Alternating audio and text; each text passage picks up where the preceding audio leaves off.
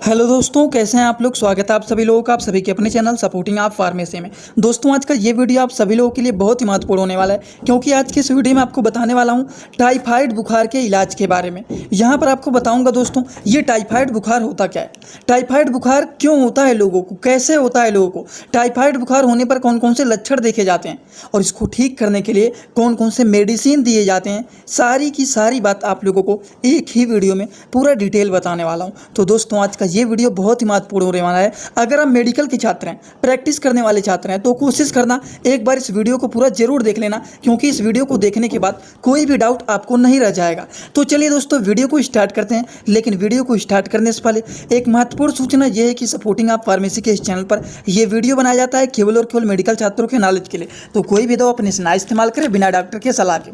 शुरुआत करते हैं सबसे पहले कि ये टाइफाइड बुखार होता क्या है। देखिए, टाइफाइड बुखार कोई बहुत बड़ा ये वो नहीं होता है। टाइफाइड बुखार जो होता है ये एक इन्फेक्शन होता है, जो कि कैसे फैलता है, ये फैलता है contaminated food and contaminated water के द्वारा। हम खराब भोजन खा रहे हैं, खराब पानी पी रहे हैं, तो इसकी वजह से देखा जाता है कि लोगों को क्या हो जाता है, टाइफाइड बुखार हो जाता है। तो देखिए, टाइफाइड बुखार is an infection that spread through contaminated food and water.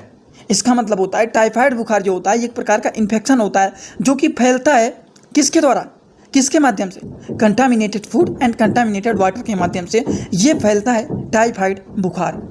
ये तो हम लोगों ने बहुत ही बेसिक नॉलेज लिया है कि ये टाइफाइड बुखार होता क्या है। अब हम लोग जानने जा रहे हैं कि अगर किसी को टाइफाइड बुखार हो जाता है तो हमें कैसे पता चलेगा, हमें कैसे पता चलेगा कि इनको टाइफाइड बुखार हुआ है या फिर नहीं हुआ है। इसके लिए पेशेंट के अंदर सिम्टम देखा जाता है कि उनके अंदर क्या क्या लक्षण दिख रहा है। दोस्तों, अगर किसी को टाइफाइड बुखार हुआ है तो उनमें क्या क्या लक्षण देखे जाते हैं, चलिए इसके बारे में भी जान लेते हैं। सबसे पहली बात, पेशेंट का टेम्परेचर हाई रहेगा, वो भी लगातार 3 दिनों से उसका टेम्परेचर हाई ही रहेगा, लो नहीं होगा, हाई ही रहेगा।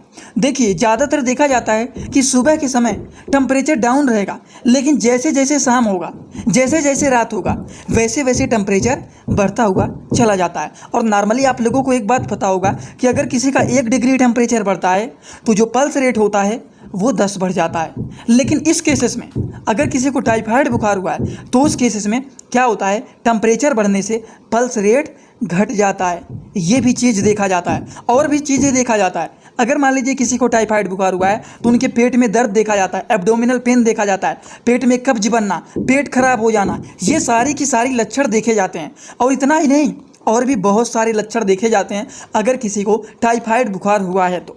जैसे कि पेशेंट को बुखार तेज़ी से हो जाना, ठंडी लगना, भूख मर जाना, भूख लगना ही नहीं, पेट में दर्द होना, शरीर के ऊपर रेड स्पॉट बन जाना, लाल लाल चकत्ती की तरह बन जाता है, ये सारे प्रॉब्लम देखे जाते हैं। पेट खराब हो जाना, पेट में कब्ज बन जाना, जिसको डायरिया एंड कॉन्स्टिपेशन बोलते हैं, ये भी लक्षण देखा जा सकता है। जी मचलाना, उल्टी होना, जिसको नाइजिया एंड वोमिटिंग बोला जाता है, ये भी प्रॉब्लम देखा जा सकता है।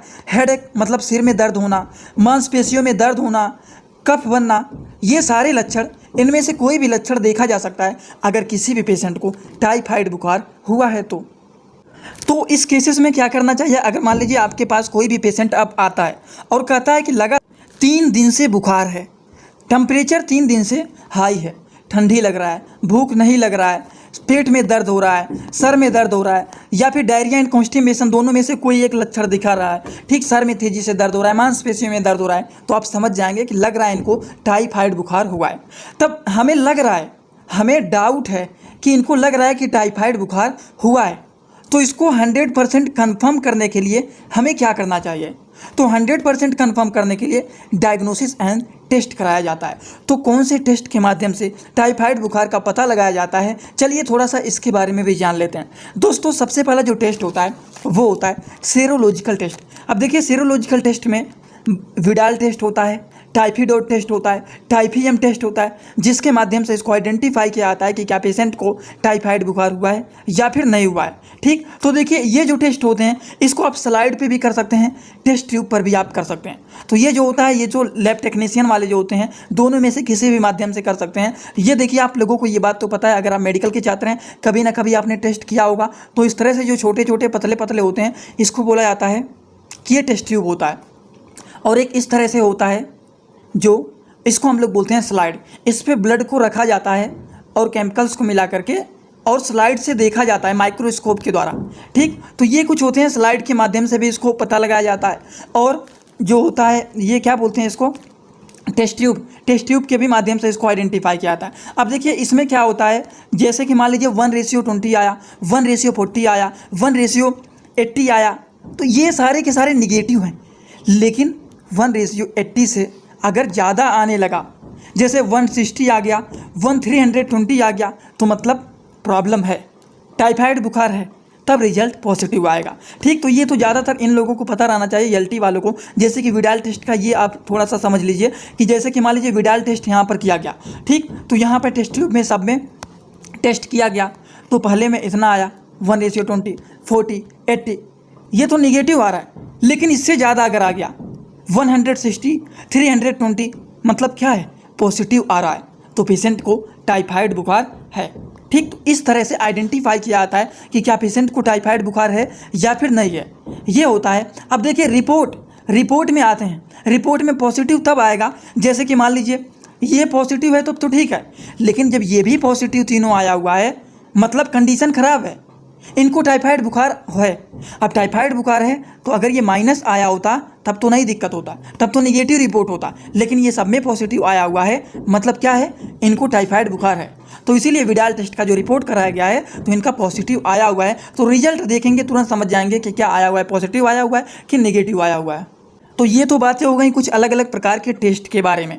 आई होप आप सभी लोगों को इतना बस समझ में आ गया होगा, क्योंकि मैं आप लोगों को टाइफाइड बुखार के बारे में बताया कि टाइफाइड बुखार क्या होता है।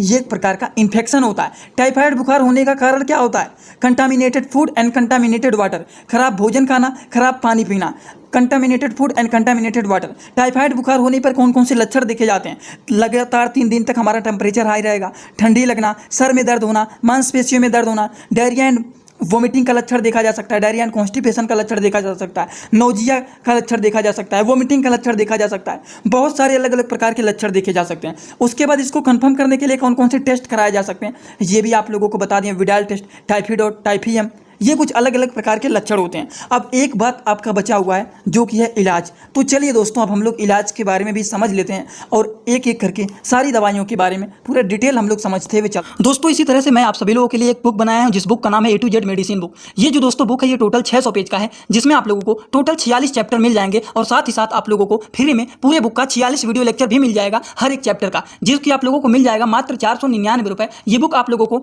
PDF के फॉर्मेट में व्हाट्सअप पर मिलेगा, जो कि आप कैसे लेंगे, इसी वीडियो के कमेंट बॉक्स में जाएंगे, वहां पर एक लिंक मिल जाएगा। जब आप उस लिंक पर क्लिक करेंगे तो डायरेक्ट आप व्हाट्सएप पर पहुंचेंगे, उसी नंबर पर आपको पेमेंट करना है, वहीं पर आपको बुक और पूरे बुक का वीडियो लेक्चर भी मिल जाएगा। जो लोग लेना चाहते हैं ले सकते हैं, जो लोग प्रैक्टिस करने वाले छात्र हैं जरूर इस बुक को परचेज करें, जिसमें हजारों प्रकार की दवाइयों का नॉलेज आपको मिल जाएगा। सबसे पहले देखिए, ये एक प्रकार का इन्फेक्शन होता है। अब इन्फेक्शन को ठीक करने के लिए एंटीबायोटिक मेडिसिन दिया जाता है। ठीक, तो देखिए सबसे पहले जो मेडिसिन दिया जाता है वो फ्लोरोक्विनोलोन्स के क्लास के मेडिसिन को दिया जाता है। अब फ्लोरोक्विनोलोन्स के क्लास के मेडिसिन को पहचानने के लिए दवाइयों के लास्ट में जो फ्लैक्सिन आता है वो दवाइयाँ फ्लोरोक्विनोलोन्स के क्लास के मेडिसिन होते हैं। जैसे कि फ्लैक्सिन में देखिए ओफ्लैक्सिन, तो यहाँ पर फ्लैक्सिन आया हुआ है, सिप्रोफ्लैक्सिन, तो यहाँ पर भी देखिए फ्लैक्सिन आया हुआ है।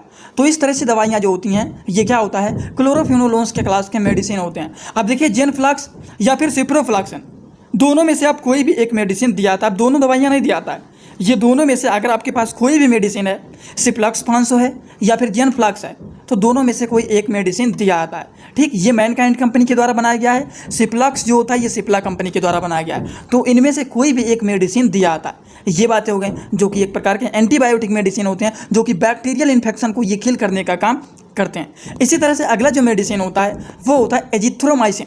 एजिथ्रोमाइसिन दवाइयों को तब दिया जाता है जब आप फ्लोरोक्विनोलोन्स को नहीं दिए हैं।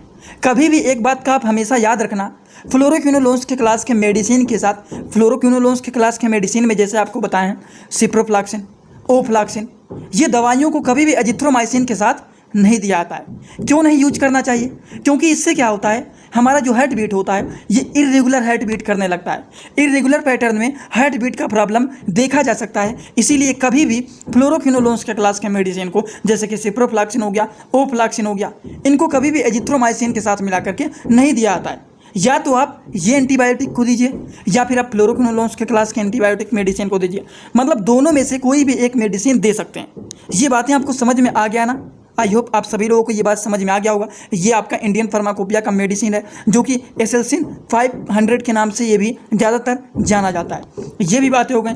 इसी तरह से कुछ थर्ड जनरेशन के सिफेलोस्पोरिन के भी मेडिसिन आते हैं, जैसे कि इस केसेस में सेफेक्साइम टैबलेट आता है जो कि टैक्सिम O400 के नाम से फेमस होता है। सेफोडॉक्सिम टैबलेट होता है जो कि सोफेडोम के नाम से फेमस होता है। मोनोसेफ होता है, आप सभी लोगों को पता है, जिसको बुखार ज़्यादा लंबे समय से रहता है तो उसको कंट्रोल करने के लिए लगाया जाता है मोनोसेफ इंजेक्शन, या फिर टैक्सिम इंजेक्शन जो होता है ये लगाया जाता है। देखिए मोनोसेफ जो होता है ज़्यादातर आईवी रूट से ही लगाया जाता है, लेकिन इसको आईएम से भी लगा सकते हैं, आईवी रूट से भी लगा सकते हैं।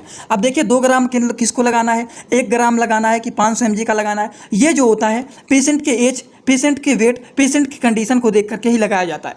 समझ में आ गया ना आप लोगों को। तो ये कुछ अलग अलग प्रकार की दवाइयाँ होती हैं टाइफाइड बुखार को ठीक करने के लिए।